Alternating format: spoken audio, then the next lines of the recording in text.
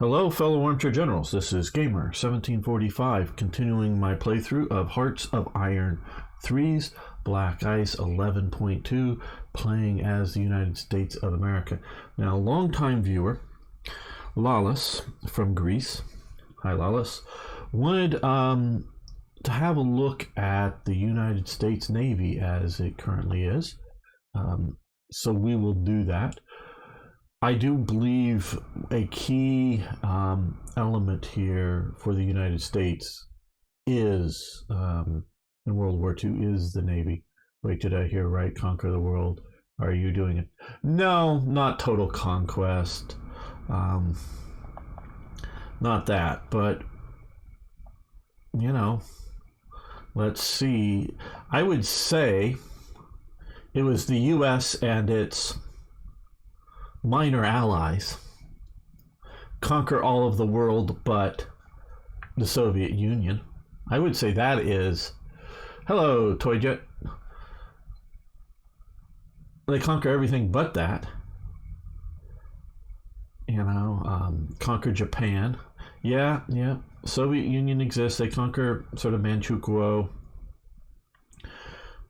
Then in 1945, most of China, except for Manchuria, is in nationalist hands, which are, an ally, a minor ally. Okay, we don't quite conquer nationalist Spain, but Italy, Germany, and their puppets, Japan. Not like you conquest unless you take direct control over it. Hello, Greg. Good to have you here. Well, of course, the U.S. has no desire to conquer the world.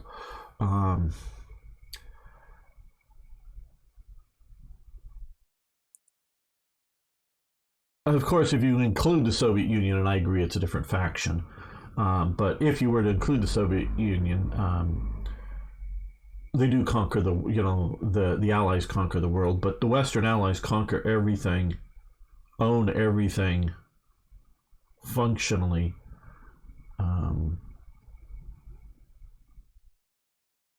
except for the Soviet Union at the end of World War II. I would say that's a. Then again, who wants to conquer Spain? Yeah, Spain is a pain after all. Well, Spain, I understand, is a very, very lovely place. Maybe a bit of a pain to try to rule. I don't know. I didn't think you needed that, but you're an administrator there. Yeah, I don't know. I don't know. I just haven't looked yet. Maybe I don't need your help, but we can check that out later. Maybe I can do it all on my own. Talking about being able to stream live to Facebook as well. So yeah, it's okay. So, and like as Lawless said, we have. I did pull up a listing just to see how accurate these are of the U.S. Navy strengths in the night. Well, different periods, but I have what's highlighted here in the 1930s. So in 1937, the U.S. had 15 battleships, according to this. 15 carriers. Well, 36 it says that we have 4, and then it has 3 and 37 with an at sign after it. So maybe something. I don't know why it went down by 1. Cruisers 27, destroyers 111, submarines 52, mine warfare 30, patrol 22, auxiliary 75. Rigid airships, we had lost all of ours by that point. So 153 surface warships.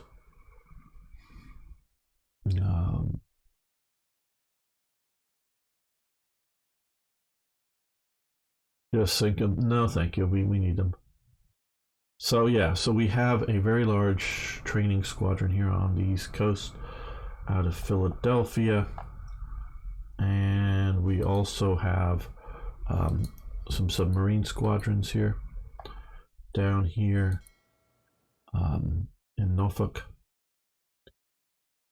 We have heavy cruiser squadron, another heavy cruiser squadron, destroyer squadron. Okay, we have the Langley and some seaplane tenders. Langley, of course, is an aircraft carrier, very, very early one. Some transports. Okay, we have the Ranger, much better aircraft carrier than the Langley. Battleships New York, Arkansas, and Texas. Battleships are named after states, so well, they could have up to 48 of them in World War II because we only had 48 states back then.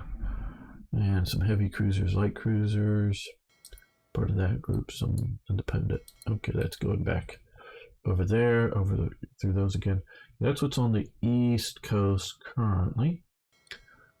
And so these, I believe, were, because they're not connected to anything, the 5 long-range submarines that were in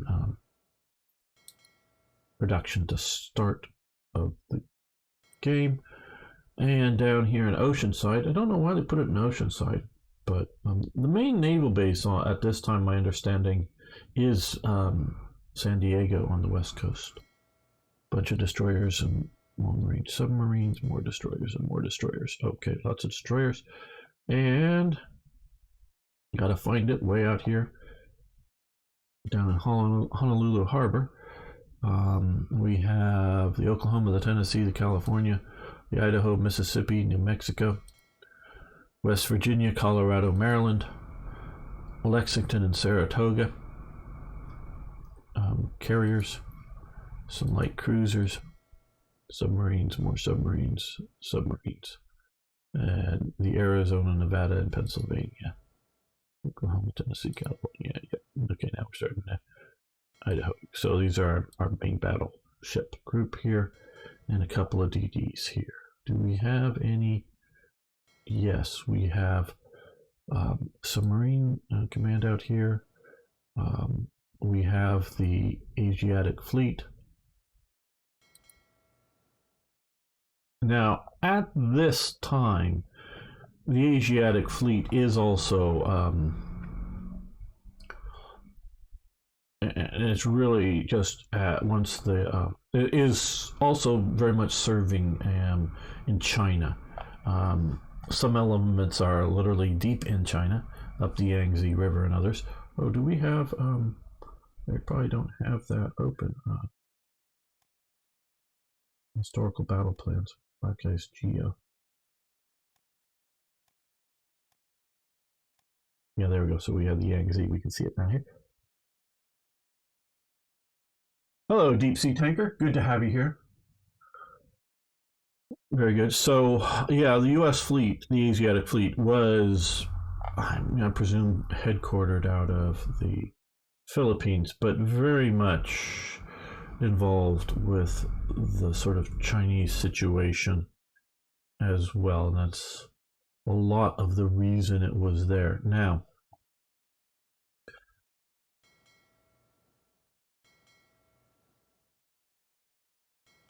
I think, well, let's organize these into a little better fleets here. All the battleships are in 3 ship divisions. What we're going to do is change this up a bit. We're going to add a carrier to one of them here.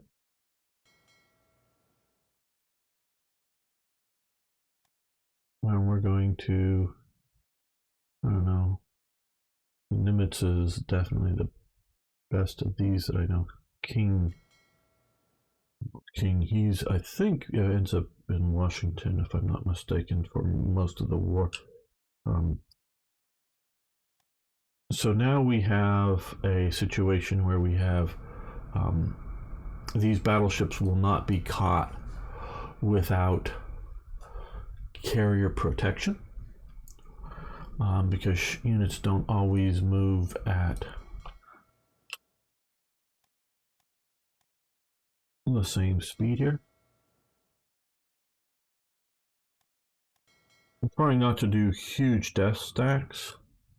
They have negatives, but then again, they also do have overwhelming power. So we have that now.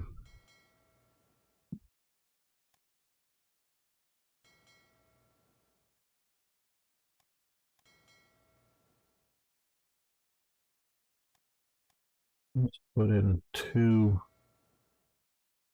light cruisers in with these.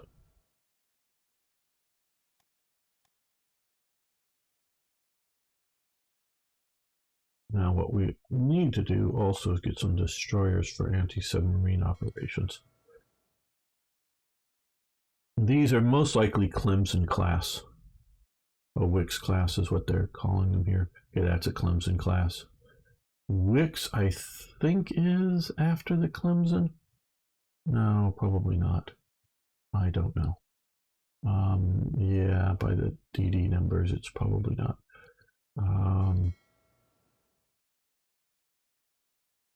Clemsons are the most the largest number of class that the U.S. have, I do believe, until the Fletchers, which are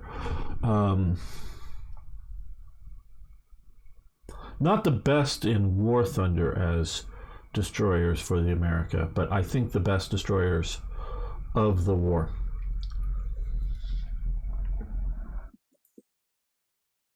Because they do almost everything that a destroyer is supposed to do reasonably well. It's not that they do everything. They're like, there's definitely American destroyers that have much, because you can see the picture here of the Clemson. They don't have the Fletchers yet.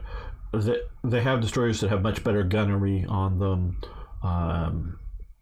and other capabilities that are better than the Fletchers. But the Fletchers they do anti-aircraft rather well. They do anti-submarine rather well. They've got a good complement of torpedoes. They do small ship actions, use their guns against other ships rather well. Good radars, all that kind of stuff. So that makes them out to be fairly damn good. I'm sure you'll be able to find, okay, these are Wicks. Okay, well, these all Wicks? No. Okay, let's get, I'm going to try to get them the same. I think the 200 and higher.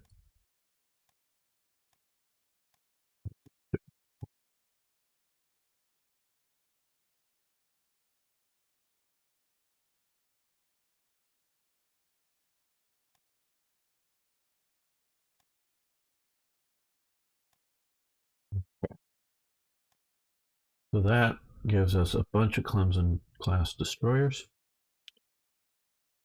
Enough? I don't know, but a decent amount to put along as these current escorts for our main 2 divisions. We're organizing this up. Divisions are basically like I don't know how much lecture history. Okay,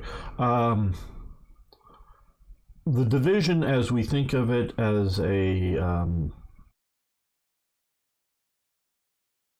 thing, really starts in the Napoleonic Wars and by the French army, Napoleon's army. Prior to that, you very well may make a division of the army. And I don't mean this, an army as in a, not like the army, meaning like everybody in the ground forces military, but an army, so in a war, you may have a nation, France or whatever, have 3 or 4 armies in the field,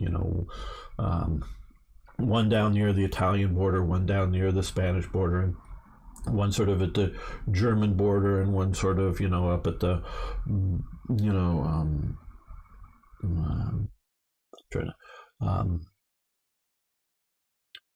the Low Countries border, I guess we'll call it, because this is before Belgium was created. I'm thinking the Spanish Netherlands or whatever, sort of one over here, have these different armies. So that's what I'm talking about. You would, at times, moving an army, split it into divisions, so that they're not all marching down the one road, as it were, literally.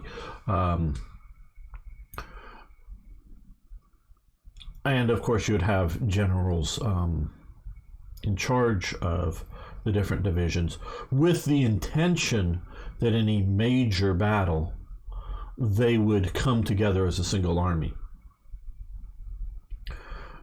There definitely was the idea of a brigadier general, in which would command brigades made up of battalions and or regiments, depending on the army and how they organize things up, multiples of them, and generals would command that element. You sort of move your brigade around.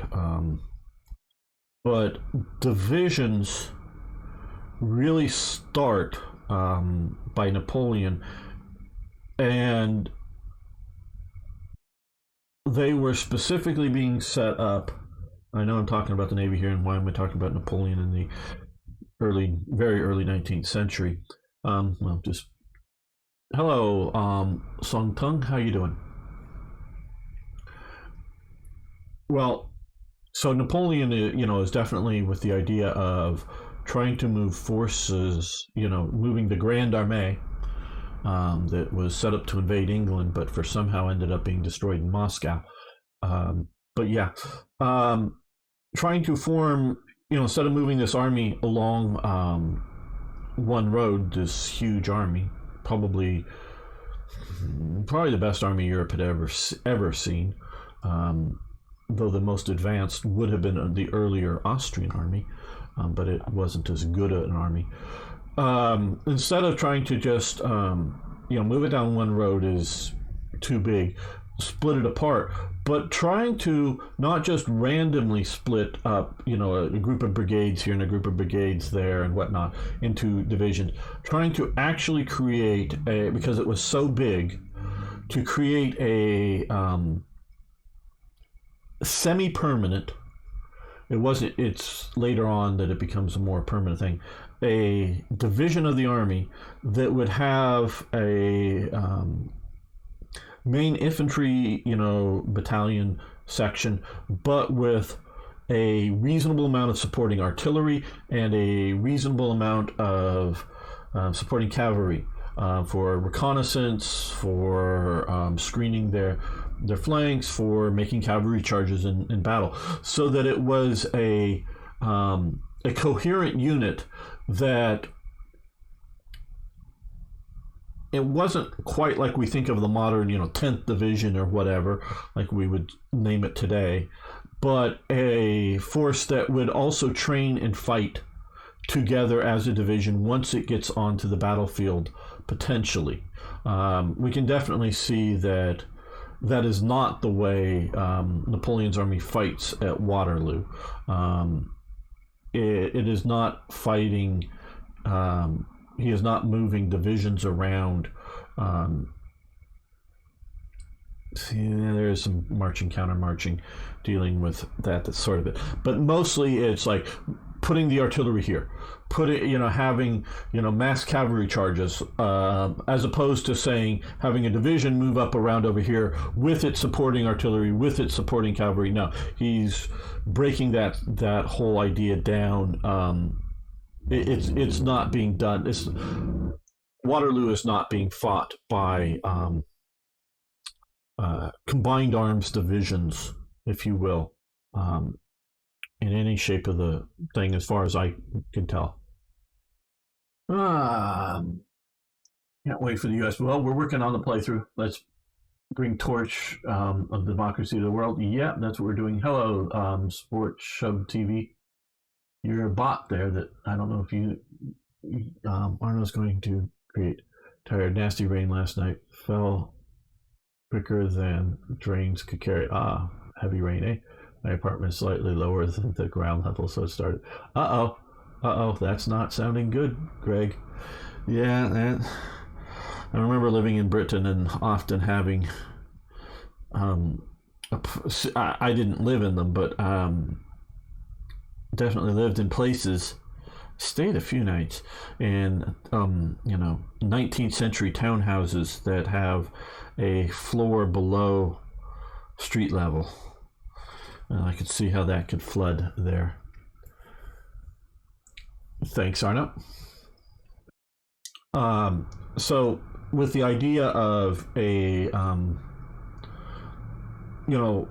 so we're forming the idea of a division, of a combined arms formation larger than a battalion or regiment. Those are, depending on the army, either a same thing or a different thing, that would fight and train together and be under one commander for a while, and he would know his division. Well, that's the idea with in 20th century, we'll call it, naval combat. These, and I know there's still we're calling it the battleship division. It's meant to be something that the ships would be something that could be commanded by one person, could be managed in the sense of supply allocation. You have easily hundreds of men on. A destroyer has 100+ men on it. Battleships can have 1,000 men on it. Or a carrier can have 1,000 men on it. So I don't quite know the manning numbers on a lot of these, but they're in the hundreds. So supplying them, commanding them, supplying them, and training them together, and they would work out and train up. And so you wouldn't want the way the Navy was going to fight these ships. You wouldn't train the cruisers with the battleships, and you would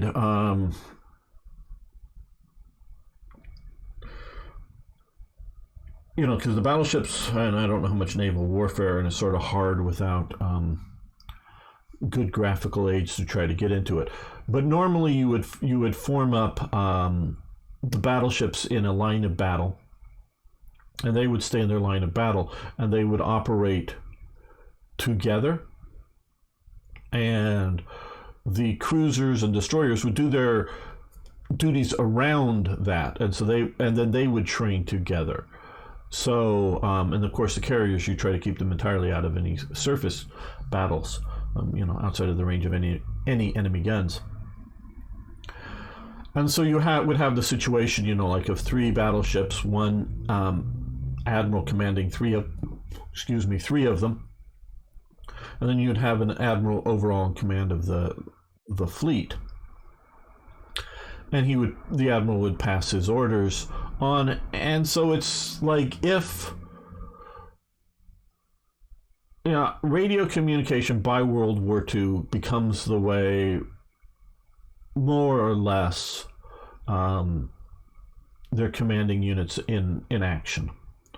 Now we can see that is very much not always the case. The Japanese fleet that leaves, I forget where, is it Yokosuka or somewhere in Japan, that to strike at Honolulu goes all, from Japan to Hawaii, radio silent. So they, to the best of my knowledge, they do not communicate because they're so worried about having their location known. It's believed that simply the mass Japanese fleet leaving port and heading east would either be taken as a declaration of war, or if not quite that, enough to put the fleet at Pearl Harbor on notice, and it would sally forth and get out of the harbor and be unable to be surprise attacked, because where the hell is it? You might not be able to even literally find it. So they're doing all of that with no radio contact. So they're having to use signal flags to communicate. And there is, throughout the whole period, through to the end of the war, concerns of the effectiveness of radio communications. The U.S. are able to do radio, everything that I've read, very effectively, but is it possible that they could be jammed? Well, radio communications were jammed at times. I don't know if so much dealing with fleets, but radio jamming is a thing. So they were looking for a size and unit and training that one guy would be standing on the bridge of one of these ships and raise signal flags and have the other two ships see the flags and obey the orders. So that's how they were training to fight. So that's why they're doing the divisions. Again, why I'm changing this up is because as I'm sending these fleets out, I don't want one fleet to end up in a naval sea sector here without support. Like run into a bunch of submarines or something, or run into enemy carrier activities. So I very well may order 3 or 4 divisions, we'll call them, to go to some place at some point, and hopefully that they'll all be in the battle. But just because I don't want to too micromanage it down once you get it going, to make sure make sure that the destroyers show up at the same time as the battleships show up, at the same time as light cruisers show up, with various speed elements here. When they redid the U.S. and took away factory gear ups, they also took away resources. That's why I mentioned last week you need all the money you can get, right? For 200 or for 20K, you can choose to get one of the big boosts for the base of resources of the province. Okay, well, I am taking your advice and doing some more trading up to try to get more money to be able to do that.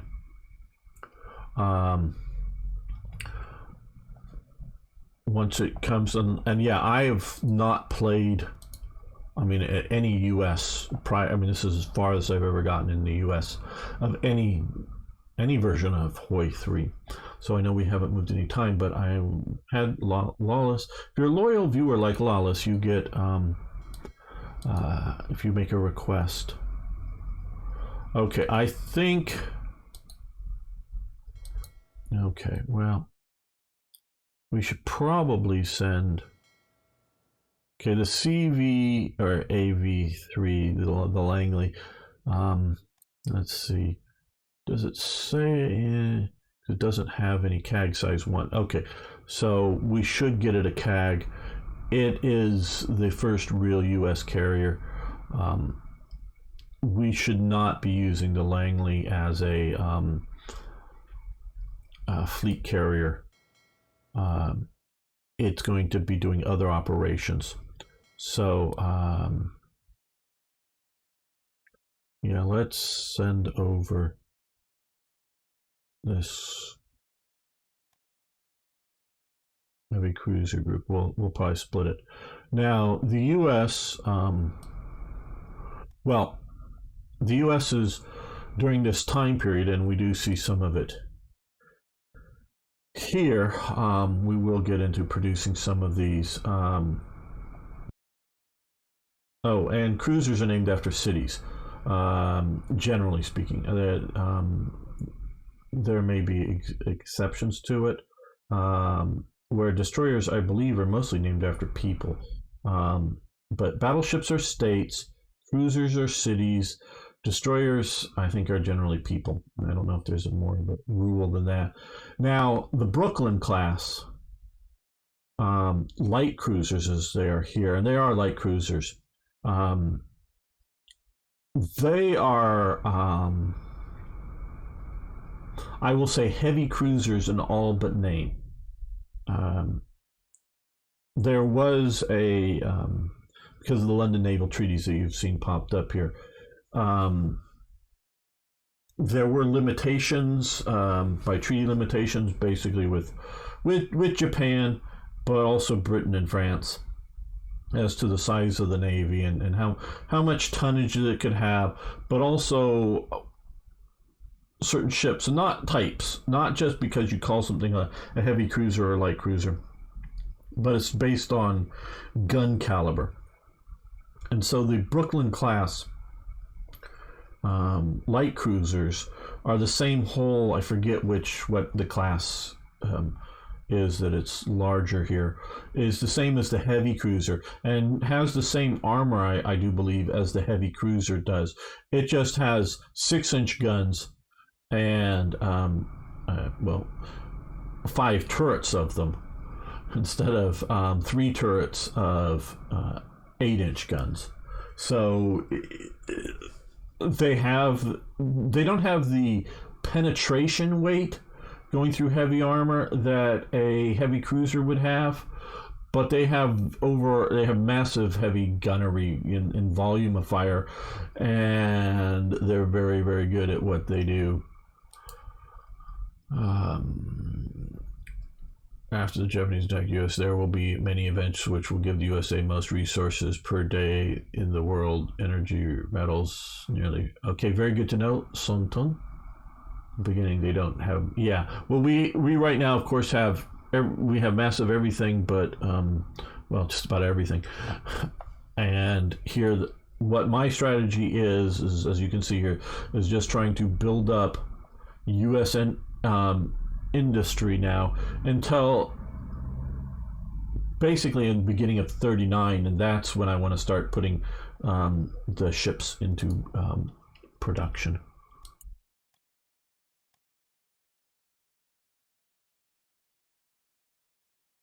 But yeah, we'll see how it goes, and I do thank Greg and Son here for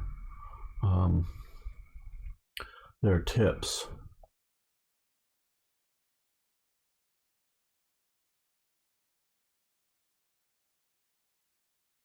Because we're going to need a lot of naval power.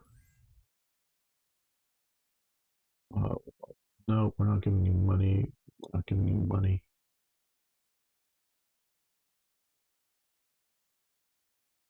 Because we're going to plan on operating against the Japanese, the Germans,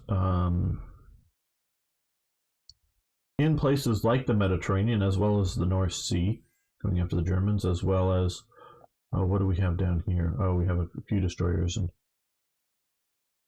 down in Panama. No, we're not buying fuel. No, just pre-calculated artillery. Okay. That, I believe, is down here. Yep, we'll let that continue.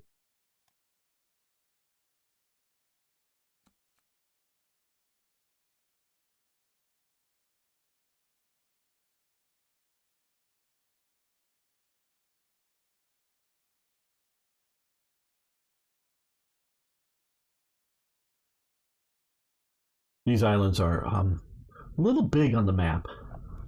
The Galapagos.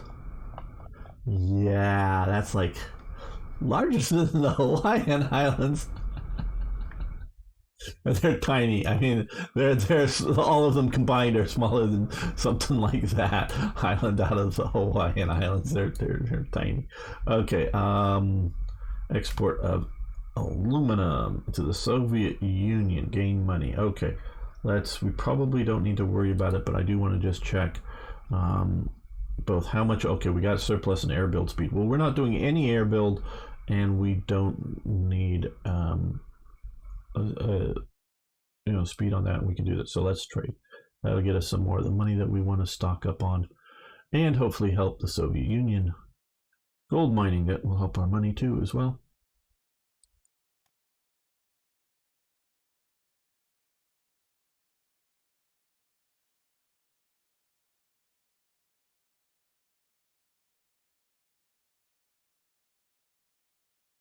Now as well, don't we? Okay, armor design, light armor designs. The U.S., of course, during this time period, is basing its national defense on naval power.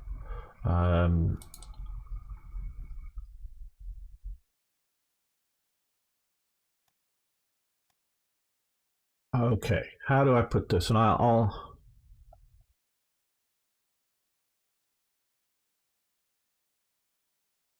there was an Army general from the Army Air Corps, and it was very much the Army Air Corps at the time, not the Air Force, named Billy Mitchell. He is like most all generals, a World War One veteran. He is a strong advocate for air power. He believes that not that naval power is useless, but he believes naval power is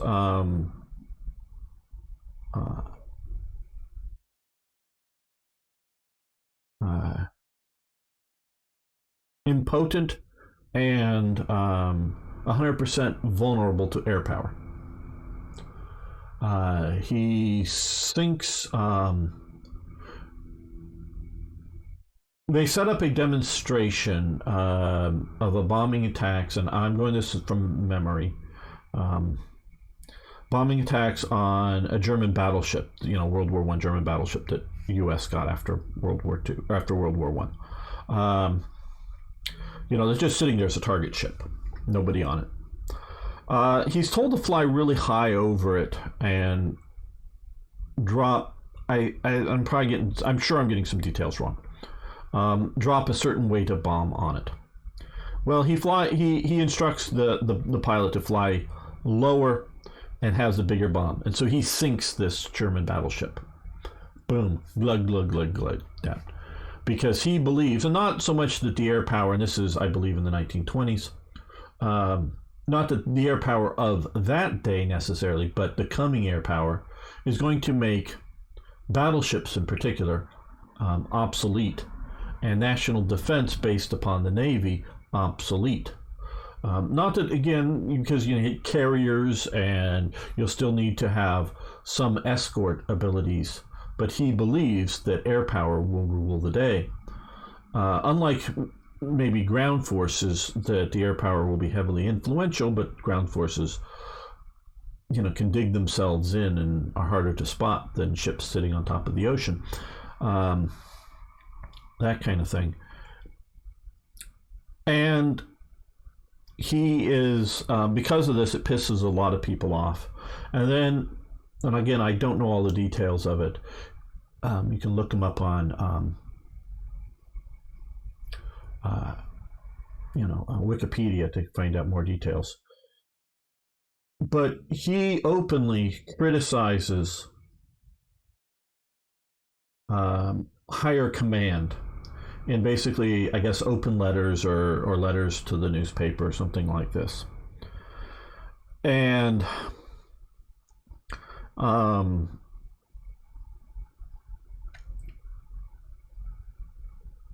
for this, he is court-martialed. Because in the Uniform Code of Military Justice for the United States military, what you're supposed to do. You're not supposed to publicly criticize commanding officers, kind of thing. I don't know the exact regulations, and it's not, it's to maintain order and discipline within the military. You're not supposed to be a captain going around and saying the major, sucks. The major can't do anything. Undermining the confidence of the soldiers in higher command. You're not supposed to do that, and that's perfectly reasonable, perfectly acceptable regulations, because you need to have proper order in your military command. But Mitchell comes out and, in essence, does that. But he doesn't do it at a time of war. He doesn't do it at a time of national crisis. And he is Yeah, and I don't remember exactly what he, because I don't know. I've never read his exact statements. I have seen a movie based on it, and I get the gist of what his. He has criticized to some degree the competence of military leadership, but it's as much for being out of date as it is for, or as much or more for being out of date as it is for unable to do their normal jobs. Meaning the world's changed, you idiots. You got to get with the times, kind of thing. And he's court-martialed for this, for doing this so very, very publicly.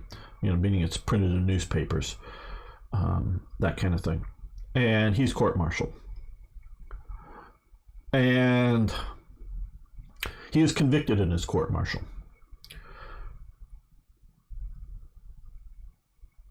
But not unanimously. And supposedly somebody does find the paper and did note it later when it came out. General MacArthur was one of the officers on the jury, if you will, for the court martial. His vote was not to convict him. Supposedly, that's what MacArthur said, and somebody had corroborated that did get a look at the papers after they had been thrown away. Who wrote down, who was for conviction or who wasn't. And it was on five accounts of this thing, and he was court-martialed. And he wasn't dismissed from service. He was, basically, it was like, I forget if it's like 5 or 10 years without pay. And the president makes it just like to half pay or something like that, and reduces the sentence. But Billy Mitchell leaves resigns from the service at some point after this. And I would have to agree. It's come to proven basically everything that Billy Mitchell said turned out to be true. So all of his criticisms were correct. And he wasn't even being tried for his criticisms. He was being tried for doing so publicly.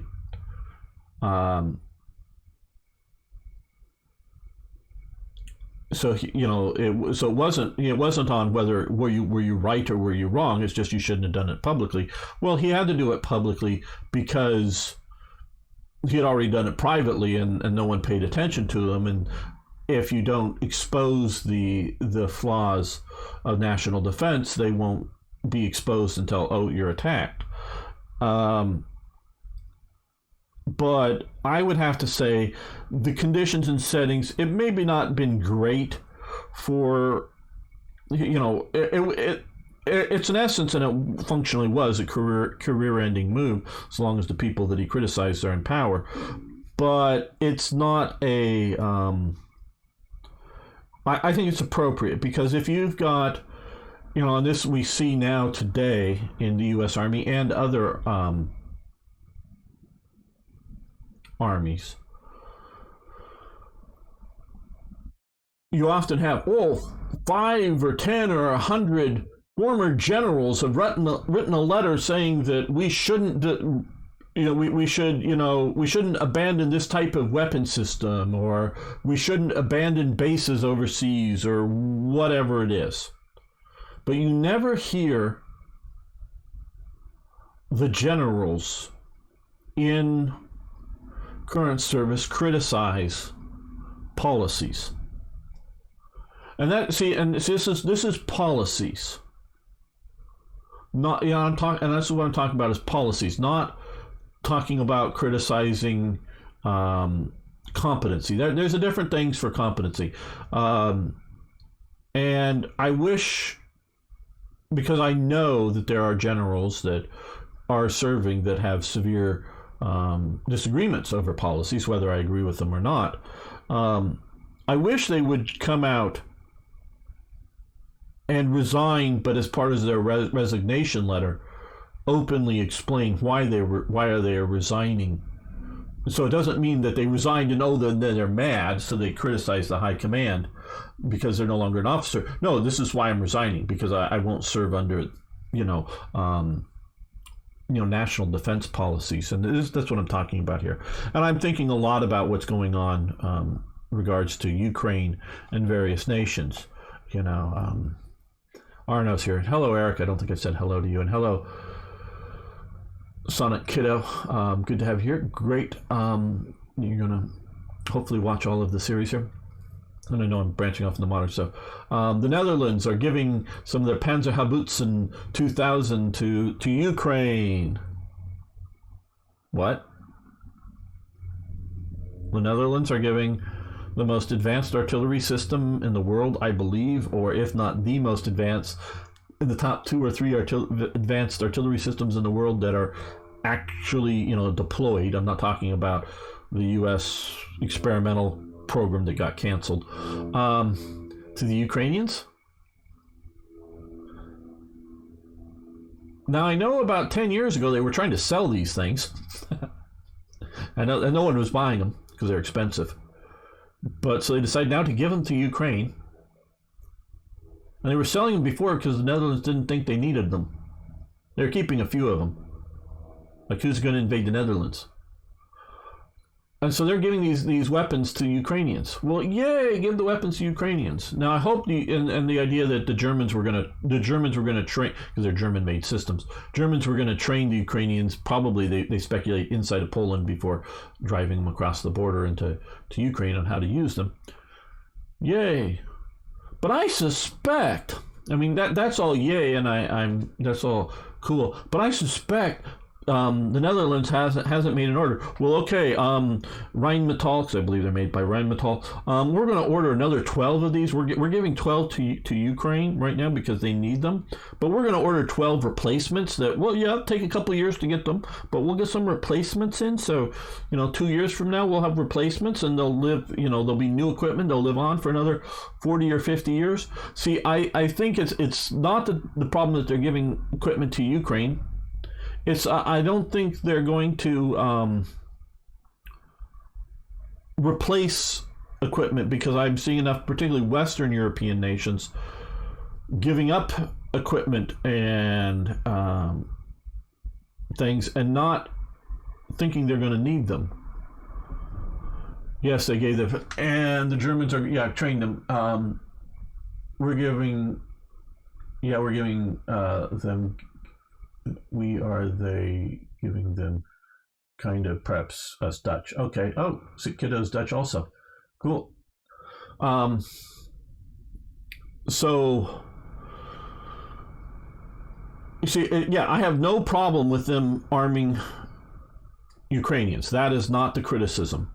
It's, are they planning on replacing the arms? I know, and they had already more or less had decided, I think, on the Poles had decided on going with the M1 Abrams. The U.S., we have lots of M1 Abrams. We keep the production facilities going just because we don't want to shut them down, but we've got lots of M1 Abrams sitting around.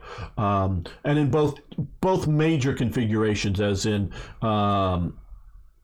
U.S. and I think Australia use them in this configuration with the depleted uranium armor packs, and then the export versions, the versions that we've sold to Egypt or given to Iraq, the export versions of the system. So I don't know what Poland's getting the sort of good U.S. versions or the export versions of the Abrams. They're getting Abrams, and I don't know if they're going to pay for them as much as they had planned on it. But the Poles are giving, supposedly giving their older Soviet era or Russian era, whatever you want to call them, tanks to Ukraine as replacements. So they're they might be more vulnerable for the next few years until they get their new tanks and train up on them.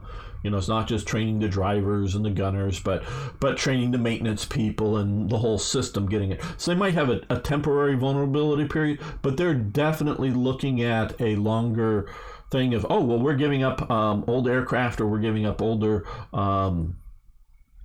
tanks to go to Ukraine, but they are getting replacements. I think Lockheed recently said, I know I saved the thing, recently said their production schedule on the NLAW systems that they're using in Ukraine is 6,000 a year. Okay, so they can only make 6,000 of them a year at current production levels. I say it that way because you could always, well, they work 8 hours a day. Force them to work 12 hours a day or something, make it like super overtime kind of stuff. 24/7, but no. But under current production, there's like 6,000 of them a year, or roughly, they can make. So if you're shooting up 6,000, I'm not saying they are shooting up, but if you're shooting 6,000 of them in a month in Ukraine, or 3,000 or 1,000 of them a month in Ukraine, if they're shooting 1,000 NLAWs a month in Ukraine, in 6 months, you're going to use up all the NLAW production for the entire world. So you can't produce it faster than that. So you have to keep issues like that in mind when you're making policies. And that's sort of, and I, and the German head of the German military, not the,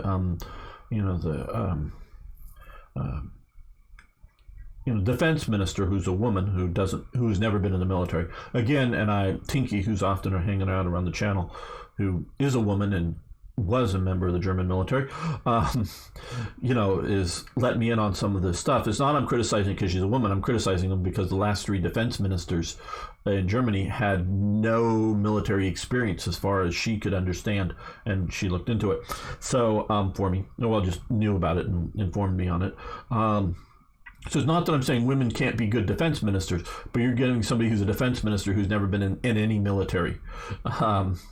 Now, see, in America, you might be more appropriate to have a defense minister who, say, is in the Navy, because Navy is forward-thinking for America's defense versus ground forces. That's why I say the military, not necessarily the Army. But yeah, so you're getting people that are politically running Germany's military that don't have any experience of it, and you finally did have the head of the military come out and say, yeah, we don't have any spare ammo and stuff like that. We can't fight a war appropriately.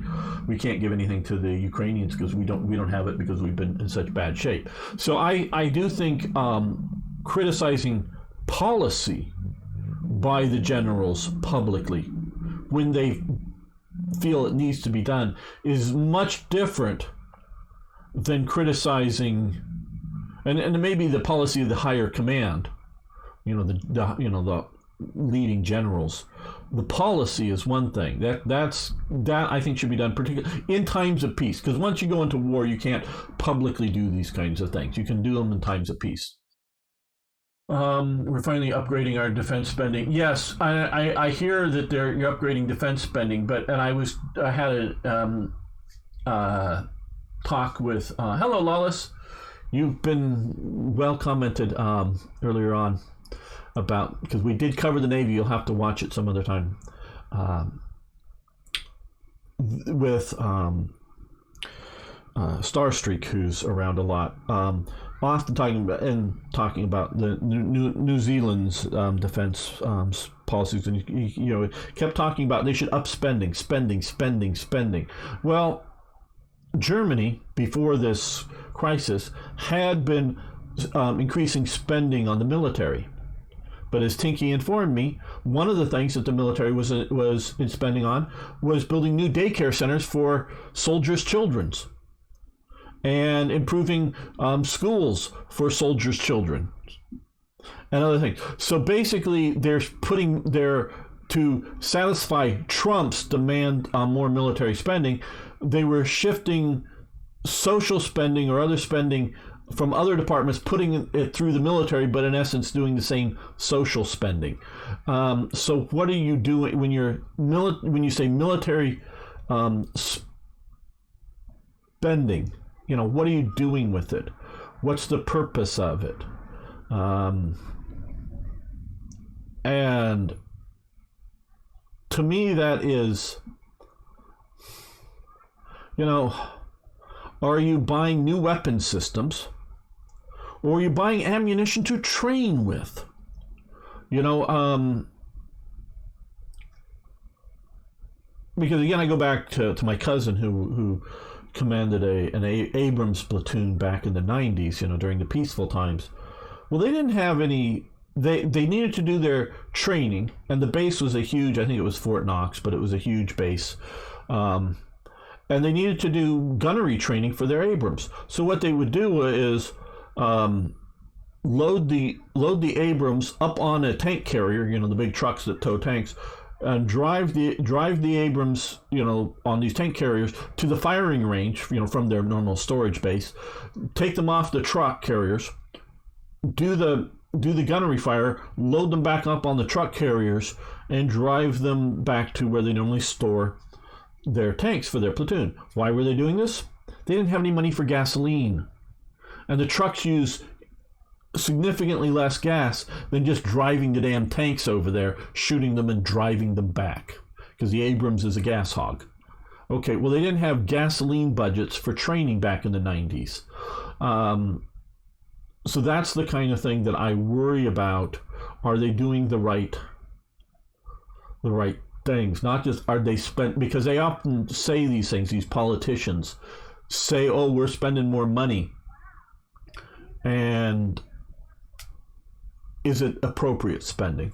I believe the Dutch are going to buy extra and are going to buy new submarines, arming our Reaper drones with missiles. I even believe we're going to buy cruise missiles for our frigates.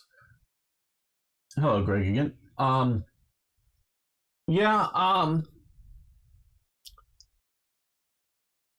We'll see what the Dutch do, and it varies from nation to nation. So okay, back we're on Billy Mitchell and criticizing national decisions. So the U.S. government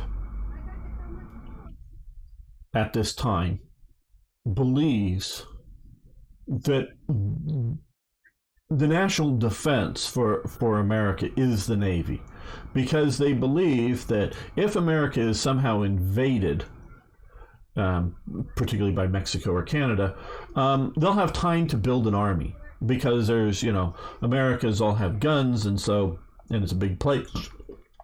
But navies take a long time to build.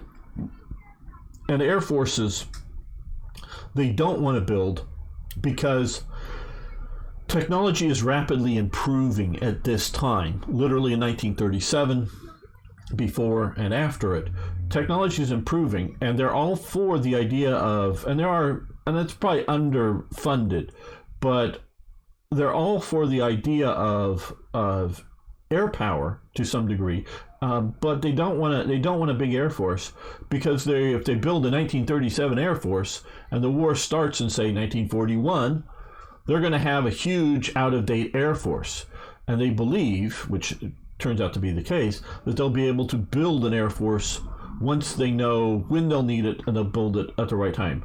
So they look at this and go, hey, we need to defend America. What is it going to take is a Navy. And a Navy and ships, big ships, not so much destroyers, but big ships, take a long time to build. So they're trying to build them up now. Hello, Ringo. Double empowers, I think, every 2 years. Well, that used to be the case, Ringo. If you look at what somebody's law, I forget, was that. No, if you particularly look at phone growth in computing power is radically gone down. It's now a small percentage increase from one phone model to the new phone model. Where if you look back in the 90s and the early 2000s, you were right about it. You look at processors, processing speed, processing capabilities are not growing very fast every few years. It's growing, it's incrementally growing up by like 10 or 20% every 2 or 3 years. Now you can build supercomputers by linking lots of processors together, but we already have that technology. So it used to be that, but it's not that anymore. As far as I know, and prove me wrong. I mean, I'm sure I'm wrong on some things. But it's not quite that, but it's that idea that if you can build something fast, you wait till you need to build it. And that's what I'm in essence doing with this. And this is what I'm talking about here, is why I am industry, so heavy industry, building all that up. Once we get nearer, because I know when the war is going to start, 41 or 42 really, we will hopefully have a good Navy built up by then.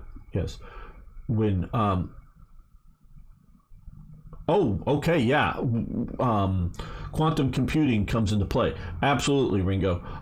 There are definitely, and I don't know them, but I know there are, and I've definitely heard of quantum computing. I definitely know that there's very cutting edge research going on in computing, but I'm talking about what is not just available to me, the home consumer, but the this would be under light carrier, would be over here. Yes. Okay, we'll continue. Night 34 class. Even data center computing. Those guys spend huge amounts of money.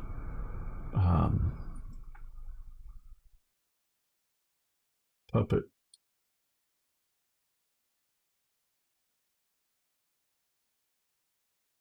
I don't need more fuel. I'm going to leave this. So yeah, I'm talking. Yeah, like I'm talking about is what is commercially available, either home users or data centers and those kind of people that are using. None of those are using quantum computing, as far as I know. And that's what I'm talking about is end user capabilities, not research development. When that happens, yeah, that'll be a big leap. Okay, mountain warfare equipment. I think that is a one and done. Yes, good. Small ship screws. So let's take a look at that. Is that still going on?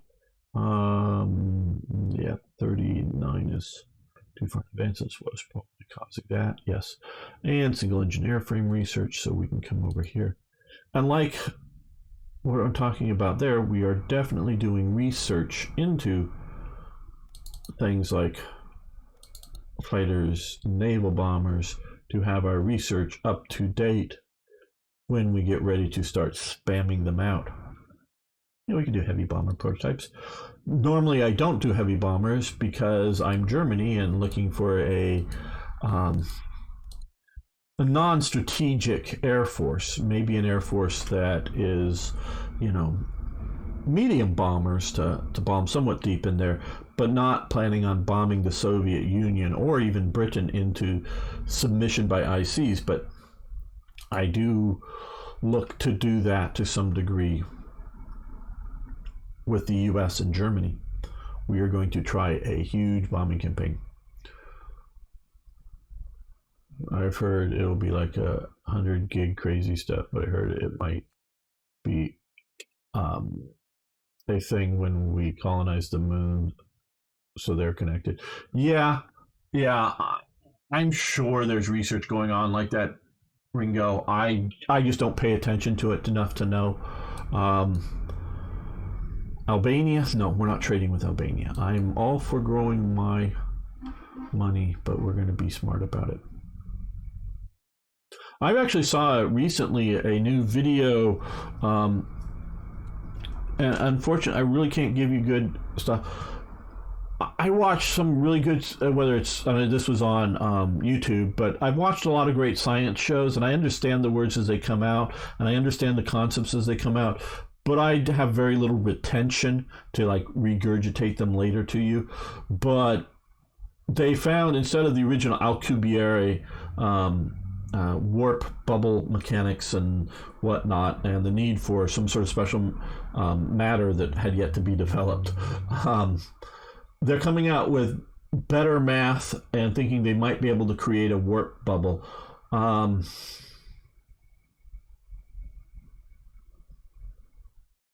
I don't know if Elon Musk's end goal of colonizing Mars, you just mentioned the moon, I think we can get out there, and I think we can put people living on Mars, but I don't know that we can colonize Mars in the sense that if they got cut off from Earth, they would be able to continually live there forever. Meaning, what would they use for for is there something like radioactive materials on Mars, uranium or whatever? Can they, because there's no coal, because I don't believe so, because I don't, well, maybe, I don't know if there's been enough organic material to have anything that can burn. Will they be able, there's or very little water. I don't know where they're going to get their oxygen or their water from. um, yeah, we could have a supported colony, I believe, on Mars, and maybe tens of thousands of people living there. But I don't know if you could have a unsupported local industry permanent, situation out there. Hey, Starstreet. Until we find water source, they can't live on Mars. We found water on the moon. Yeah, I heard that we got a little bit of water, but how much of it? Well, I thought you knew just about, but you actually know a lot about. Well, I know little bits about science and things, but science. Well, okay. To me, the most important thing to study is mankind. Understanding mankind is more important than understanding computing. Not to say understanding computing or chemistry or other things aren't important as well, but if we don't understand mankind, computing and everything else is irrelevant. But yeah, so I'm going to be playing. I believe I am. As we talked about getting scheduled. I want to. Heavy air detachment. We gotta check that out. Going to be playing Distant Worlds for Slithering TV. And I'm going to be talking a lot about the collapse of society and technologies on that series, and how close we may be. And this and it may be in a different way than Elon Musk is looking at it, but looking at the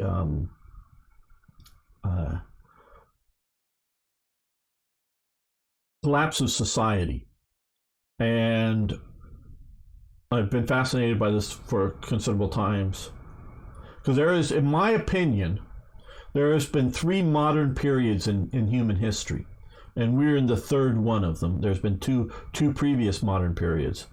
I'm sure you can maybe guess one of them would be sort of the Roman Empire, if you will. But there was a previous one to that, I believe. Now that's more speculative, but I think society is a thinner veneer over it. It's not as sure thing as most people take it for being nowadays. Okay, mixed support brigades, heavy. Okay, do we want this? Okay, we have basic detachment here. If we go for this, fuel consumption. Well, you see, we're going to be playing as America, and I don't care about fuel. So, yes, we want that, because there's no downside other than, well, more supply, yes, but more fuel consumption. Why don't I care about fuel as America? Two reasons. One reason, I don't think we're going to have fuel shortages. Okay. Two, I do not, unlike, say, Germany, I do not think I'm going to be penetrating deep into continental spaces in which fuel transportation, because part of the problem with Germany is, to some degree, is just how much fuel they have. Part of the problem is getting fucking fuel, deep into the Soviet Union without, or other places, without running out of it. I think as America, we're mostly going to be invading. Now I hope. Yeah, I hope we'll be able to, because I'm thinking about if we come into Allied territory, I don't know quite how it is, but be able to supply via ships fuel to places, ports well enough and effectively enough so that we won't have a fuel problem. No, Total Recall, Holidays on Mars. Yeah, I love the original movie there. Enough to create scarcity. There will be wars waged over publicly tried to fight in the Middle East. Yes. Trying to catch up with that here. Let me go up. So yeah. I'm going to be talking about the collapse of societies with distant worlds, because there is a connection there.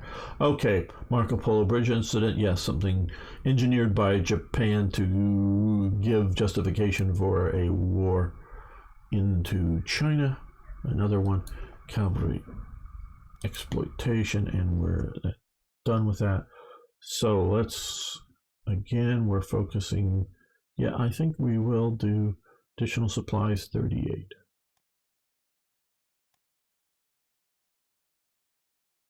There must have been some kind of advanced civilizations before Roman Empire. Some landmarks don't add up to the tech skills we assume they had.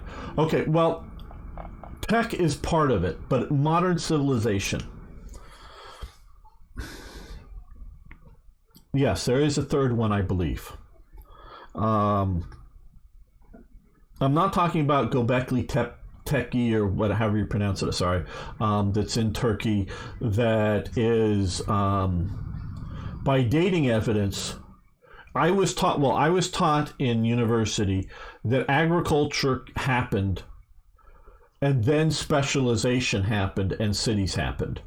Now with Göbekli Tepe, you're kind of messing it up, and some other things. They found huge religious sites. They believe they are that moved huge stones around. So organization, meaning hundreds or thousands of people organized up to do so, and this is dated to pre-farming.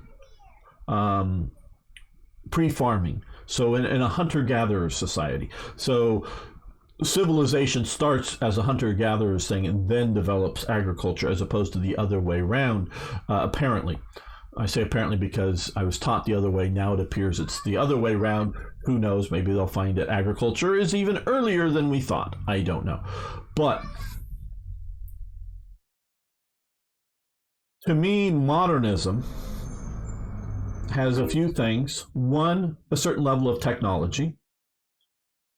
Okay, the Roman Empire, or in elements of the Roman Empire, particularly known to exist at Alexandria, they had electricity. And they've definitely found evidence of electricity over here. Now, they had no idea of running electricity to run a computer or to make a light bulb. What they used electricity for, at least in some cases, medical things. During the Roman Empire, they would capture moray eels, the electrical eels, and put them in pools of water, and then have people sort of get into sort of electroshock therapy. Whether it was actually good medicine or just witchcraft, I don't know. But there's also evidence that that they created batteries back then. Because they have what looks to be things that are batteries, and they have fairly good evidence of electroplating, coating one metal with another, or potentially, I think just metals, but I don't know if there's other substances they did, but like with gold particularly, so electroplating, because they have very, very fine coatings of gold over things, and very, very well done, that they don't think is done with gold leaf. They think it's electroplated, and there's evidence of batteries. So they were using electricity for like electroplating and maybe for medical purposes. So they had electricity then. Another element of modernism on the technological thing is indoor plumbing.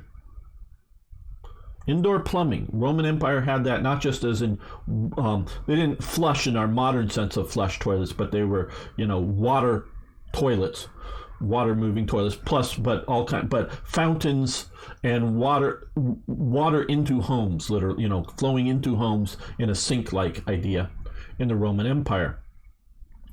As well as, and the other element of modernism for me is artwork. And unlike Egypt, which knew how to draw we know they could have drawn very humanistic portrayals of humanity, but they decide to draw very rigid and very sort of, what's the word I'm looking for? stylistic versions of humanity. Instead of trying to draw them as they're like real people, they drew them as, sort of stylistic Egyptian artwork. They knew how to draw realistic artwork. Well, in Rome, we see realistic artwork. We see statues and other, portrayals, whether it's on plaster or whatever that's remained to us, realistic portrayals of humanity. Well, there is, to my knowledge, they also found mechanical. Well, yeah, mechanical devices are and industrialization using even if whether it's water power or animal power is an element. But modernization isn't just technology. Okay, modernization to me it's also a cultural viewpoint. Okay, that is part of it, is culture, and I see what I take to be modern compared to the Dark Ages beliefs in the worlds and the understandings of the world in the Dark Ages, and in the Middle Ages too. Dark and Middle Ages are not modern. You start getting modern thought in the Renaissance. Okay, well, I think, and the Renaissance happens because classical information escapes Byzantium and flees into Europe as the Islamic conquest happens. So I take some of that and reading, Ovid and other classical writings I've read, not in the original language. I don't read Latin or Greek, but modern translations. They definitely have a modern sense in their culture, in my opinion. Santorini, the Isle of Santorini, the Isle of Thera, both two names for the same island. The one that blew up the volcano, that is either Minoan culture or Atlantis or whatever you want to call it. They're definitely not Mycenaean. That was over on mainland Greece. And whether they were exactly Minoan culture or not, I don't know. There's still a lot of stuff of it. You look at their artwork on the walls surviving. Although scale is not necessarily correct with their paintings, because I think they're depicting things, but they portray humans in a very humanistic way. And two, they actually had better flush toilets, I believe, than the Romans did. They definitely maybe it's because they didn't have as much running water through the systems, but they definitely had toilets in which, like on the upper story of a multi-story house, they would have a water tank, and then from there it would flush down, and the toilet would be on the ground floor of the house or whatever, that would then flush out the sewage from the toilet. So they had two, in my opinion, and there's just scant evidence, and so I say it may be a modernistic world. They had two elements that I would say of modernism. A sort of a realistic style human art. I don't mean like modern art that terms, but a humanistic portrayal of art and indoor plumbing. So those are two things that to me are a modern people. So I don't know, and that's the third is speculation. So yeah. I know, somewhat of a history geek, like reading those things. Cool. Glad you're around. Mass production started in ancient China, as did standardization of parts. I'm going to disagree on your standardization of parts. I do not believe, and looking at like the statues, I'm forgetting the place name, all that huge collection of statues they found underground at the tomb. I don't think too much of that is two standardized parts. As in, you can take one part off and fit another part on without fitting. It just goes. I still think it's handcrafted. I don't think we get into interchangeable parts until almost Samuel Colt and the modern era. But it's going that. But yeah. But I don't see modernism in culture in China. But it is a possible fourth, but I don't see it. Maybe it's my Western viewpoint that doesn't see it as being modern. We can't predict the future. We can only learn. Absolutely. We can. I don't know if predict the future, but we can learn lessons. I do believe. See, I do say history repeats itself, and some people say no, it doesn't, but it does rhyme. Well, okay, it doesn't. It's not a scientific formula, but it does repeat itself, and I can point to multiple big things. Well, yeah, oh, yeah. They used lead piping, and they would bring in, because I'm presume about the big aqueducts bringing major Roman cities, not just the city of Rome, but bringing in water from the region. But they would come in through aqueducts, through underground aqueducts, and then you can see some of the fountain systems still operating to this day in Rome that use. Would come in and pipe in and have fountains, literally fountain out water. Now, the original idea was a lot of the people that in the insulas, the large sort of apartment buildings, did not have running water in them. In that they were, up. If you lived on the sixth floor or the eighth floor, you didn't have a tap that you could turn on and have running water. But down in the plaza, within a block or so of your home, you would have running water that you would take your jugs, fill up with water, and hike it back to your apartment. Now, the rich people who had their own standing buildings and whatnot, into the kitchen area or whatever, they would have a pipe that, whether it's lead or ceramic or whatever, coming in, and they would have a tap that they could turn on and have water flow into their home. And some of the richest homes would have, toilets with water, not flushing, but they would flush through, but it would go through underneath them, and not like you'd pull a lever and it would flush, but it would flush out through it.